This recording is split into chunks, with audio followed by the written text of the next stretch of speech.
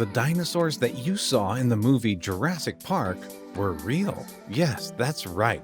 Back in 1993, cinematic computer graphics were still at its infancy.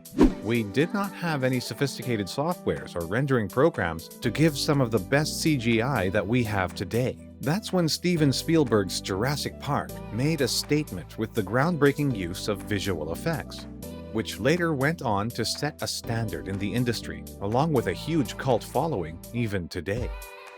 One of the iconic and most beloved characters in Jurassic Park was not Ian Malcolm, Ellie Sattler, or Alan Grant, but the unnamed T-Rex. The 1993 classic had a total runtime of 127 minutes, out of which only 15 minutes of the total screen time had the dinosaurs, and out of that, about 5 minutes of those screen time had CGI dinosaurs. Every movie today has some level of CGI in it. But back in the early 90s, CGI was not something people used to talk about, as it was strictly something that was known to very few in the film industry. That is because people were not so familiar with CGI like how it is today. Steven Spielberg's original vision for the movie Jurassic Park was to use as many practical effects as possible, as he did not want to rely so much on CGI. It makes sense because CGI was still during its early days. And it was not economical, which means it would hurt the budget of the movie. Spielberg then decided to go with blurred stop motion for more difficult dinosaur scenes, before eventually settling for a mix of animatronics and CGI, which means not everything you watched in Jurassic Park is totally CGI. In 1993, CGI was no easy task. Jurassic Park might be one of the first films ever to incorporate both CGI and animatronics into a live-action movie, which is the reason why the finished film project was critically acclaimed for its innovations in both CGI and animatronics, which was huge back in the day. The movie also led to an immediate increase in interest for both dinosaurs and paleontology as a career option for many young adults and children. Steven Spielberg knew he had huge gaps to fill when he signed up for directing the movie, as this was no easy task, which is why he sought the help of a skillful visionary artist and a team to pull this to the level that it is today. That's when he visited the legendary Stan Winston. Spielberg was already familiar with Winston's work on James Cameron's 1986 film Aliens for the Queen Alien, and he was very much impressed with the work. But there is no comparison when it comes to the difficulty level of building that alien queen and building a full-size dinosaur.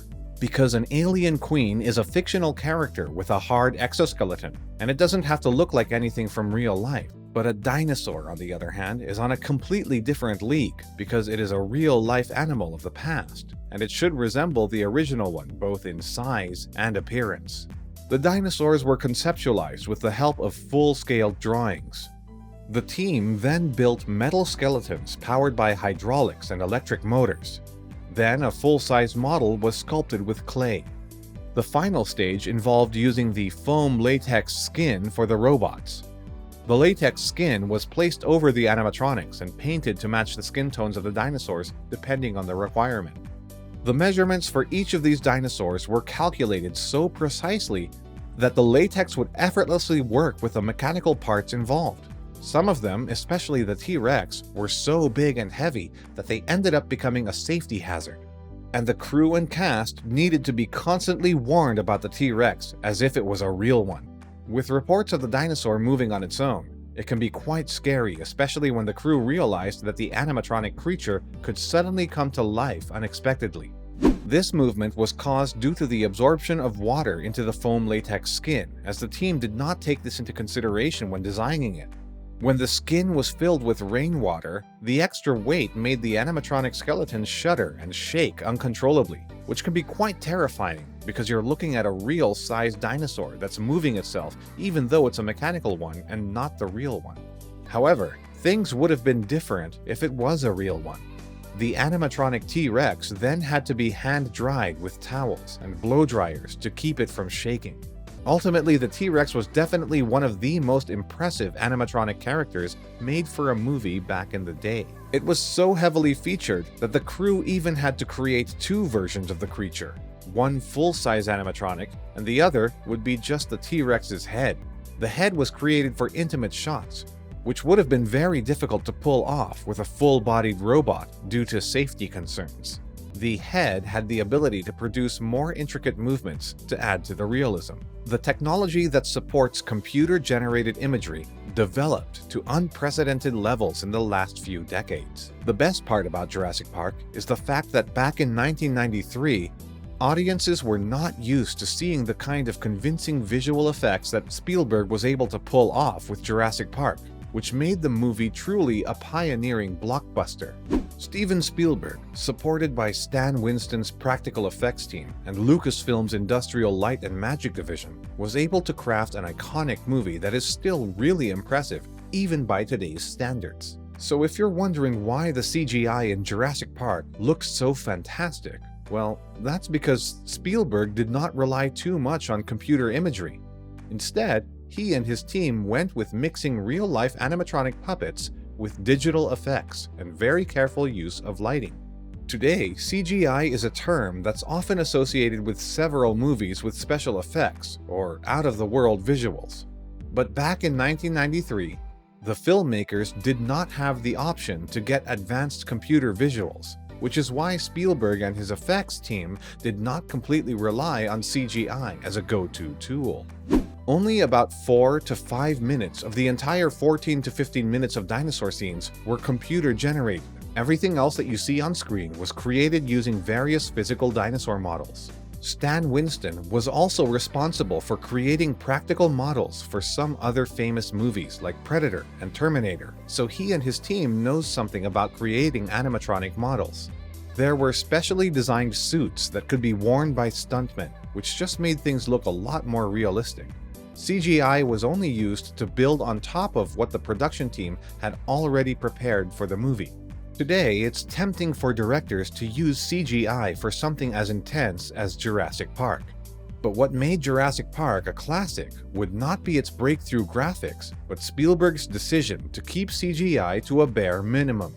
Once, when the director learned about how convincing the digital images look, he actually ended up rewriting the engine of the film to include the now famous full-body shot of the T-Rex. Even with the impressive visuals the visual effects team was able to pull off, Spielberg still wanted the CGI elements to be minimal by using animatronics instead, which could be the reason why we still love some of these scenes even today.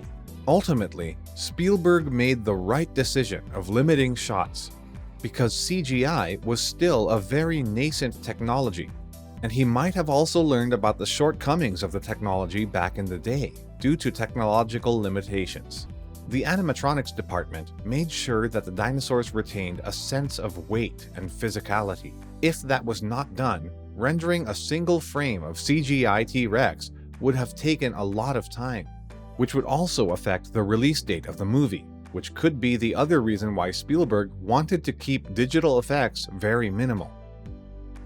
Maybe keeping the VFX shots very minimal was also the reason why all the dinosaurs that you see in the movie felt very real, at least most of them.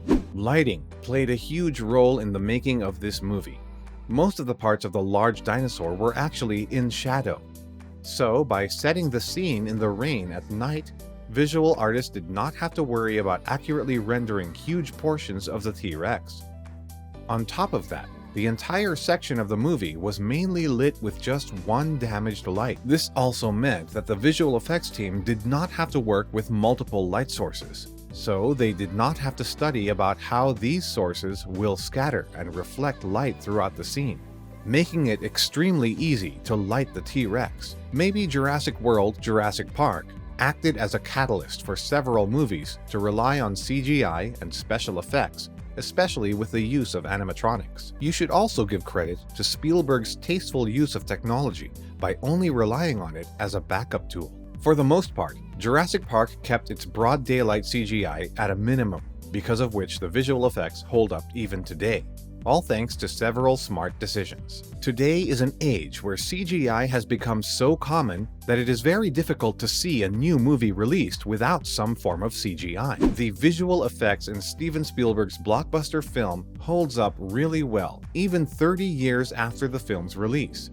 And that is a huge statement, considering the fact that the computer-generated effects that we have today are much more advanced than what it was like 30 years ago.